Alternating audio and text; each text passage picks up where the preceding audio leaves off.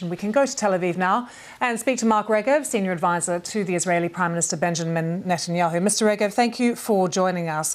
Thank you for having me. Can I first ask you about the interview that we've seen, or the statement from your senior army chief, acknowledging, of course, the huge cost on both sides, but saying that it's going to be months more, this war. Is this an acknowledgement from Israel that you're not even close to achieving your war aims, that you're not winning? No, but it means the campaign against Hamas does need to finish the job. We have to see Hamas's military machine destroyed. We have to see the end of Hamas rule in Gaza.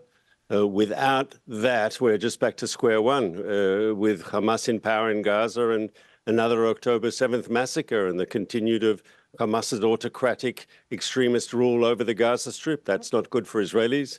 That's not good for Palestinians. But Mr. Regev, what do you say to people, many people who say it's not possible to entirely dismantle Hamas? In fact, Israel's actions are only increasing support for Hamas in Gaza and also in the West Bank. You can't kill an ideology. You can't kill an ideology, but you can remove them from power. I mean, ISIS is still an ideology, a very, very dangerous ideology, but they no longer control territory in Syria and Iraq because there was a military coalition that destroyed their military base. And we're going to do the same in Gaza. We can't destroy Hamas's ideology, unfortunately, that's not realistic, but we can remove them from power. We can prevent them from having control over this territorial enclave. And that will do a lot to save lives and prevent future conflict in the region. What do you say to Jason Lee, who I was just talking to? I hope you heard the interview, where he said some moral leadership is needed now. It is time for a ceasefire, but more particularly that Israel needs to adhere to international humanitarian law.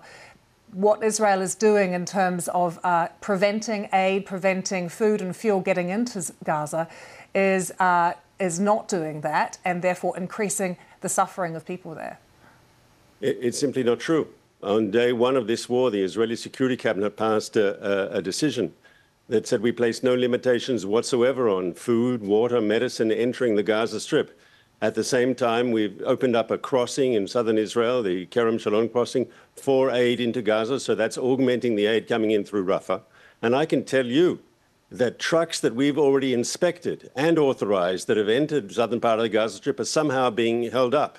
And our concern is that Hamas is deliberately deliberately creating a problem with the distribution of the aid so as to put pressure on the international community, to put pressure on for a ceasefire, because that's their only lifeline.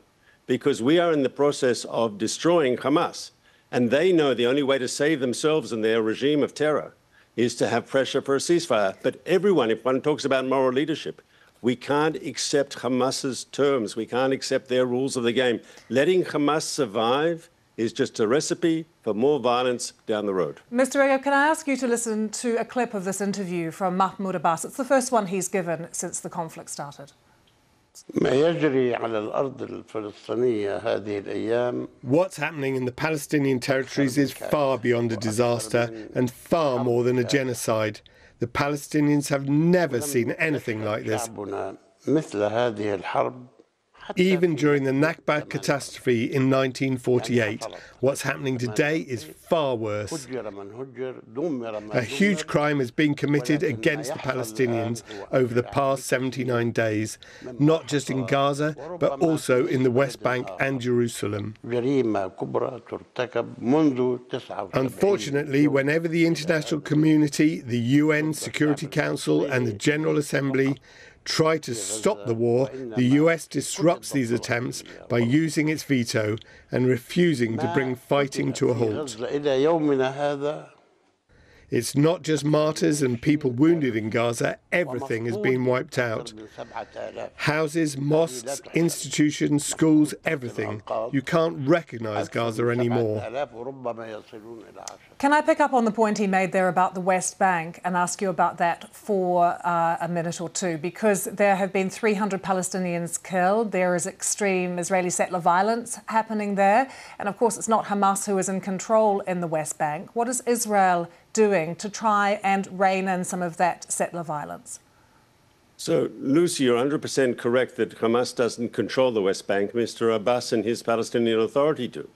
but it's an indisputable fact that Hamas has cells across the West Bank, dangerous cells, terror cells, that Hamas has sought since October 7th to activate to produce the sort of violence that we saw on October 7th, to attack and kill innocent Israelis.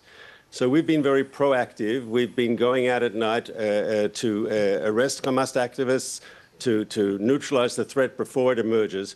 To say there's no Hamas threat from the West Bank is to ignore reality. But that wasn't the question. Was issue, about the settler violence, Mr. Regev. So I'm not aware of any murders from settler violence recently. Our figures show a reduction in that sort of violence, in vigilante violence. We shouldn't talk about the whole settler community.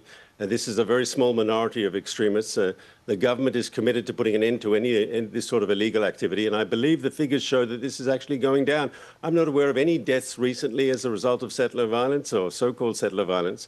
Where there have been deaths is Hamas terrorism. Remember, we had just, was it 3 weeks ago, the terrible shooting in Jerusalem where 3 people on their way to work were shot dead by Hamas terrorists. That's the real threat of violence. Mr. Regev, can I ask you, before we let you go as well, about your message today? I know your thoughts will always be with the families of the hostages. There are still, of course, nightly vigils calling for Israel to do more to bring their family members home. What is your message to them? That we are committed to bringing every last hostage home. We feel for the families. Their loved ones are being held by this brutal terror organization.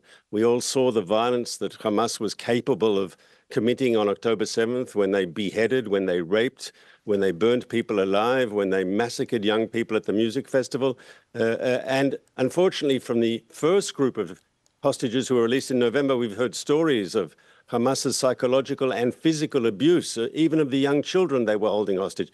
So, of course, we feel for the families of the hostages. We will do everything we can to bring those hostages home. And we believe the best way to do that is to keep the pressure on Hamas, because Hamas isn't going to release people because they suddenly became humanitarians. On the contrary, they will only respond to pressure, and the Israeli Defense Forces are applying that pressure as we speak. Mark Regev, thank you for joining us from Tel Aviv. Thank you for having me. Around the world and across the UK, this is BBC News.